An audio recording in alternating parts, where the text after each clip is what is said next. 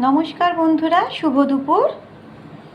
আজকে রান্নার রেসিপি নিয়ে চলে এলাম। তবে আজকে আমি কিছু রান্না করিনি।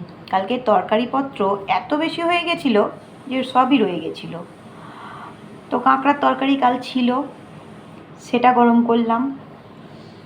ভাত দেখতেই পাচ্ছ, গরম ভাত, ডিম সেদ্ধ আর ডাল। এই হলো আজকের আমার রেসিপি। কারণ কাল এত তরকারি করেছিলাম, আবার কিছু তরকারি দিদিভাইয়ের কাছ থেকে, পাশের বাড়ি থেকে এসেছিলো, যার জন্য আমাকে আর রান্না করতেই হয়নি।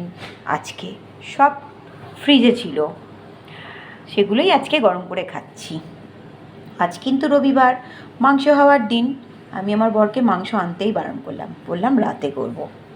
এখন টাটা, আসছি পরের কোনো ভিডিও নিয়ে।